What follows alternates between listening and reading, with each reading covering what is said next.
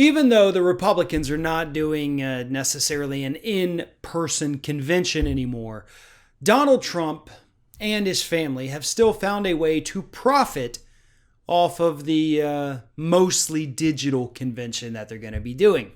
While they're still going to be holding the, quote, main event in Raleigh, North Carolina, they're also going to be hosting a lot of smaller in-person events in Washington, D.C., most of which are actually going to happen in federal buildings in Washington, D.C. And do you know what all these little federal buildings have in common?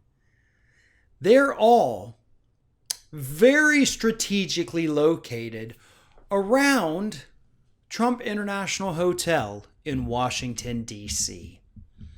And according to Democrats in Washington, D.C., this isn't a coincidence. You see, they did this because it kind of guarantees that all the people who come in town for these events, which it's not going to be your average, everyday, run-of-the-mill Donald Trump bumper sticker person. It's mostly going to be donors, other lawmakers, I guess, maybe, at the state level coming into town for this, the delegates. They wanted to make it, kind of corral them geographically into the Trump Hotel right there in Washington, D.C. And by doing that, obviously, they're going to put lots of money into the pockets of everyone who gets money from the Trump organization, which would be Donald and his kids. Because why do anything?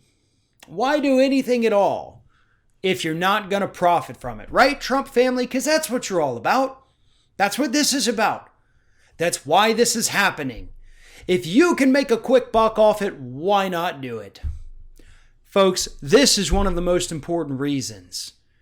Why Donald, why Ivanka, why the other two kids, even though they're not a part of this administration, they need to actually be totally separated. They shouldn't even be allowed to go out and campaign for it.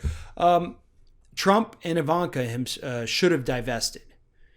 And the other two Trumps should not ever go out there and act as surrogates for the campaign or the administration, which they do all the time on Fox and out there in speeches.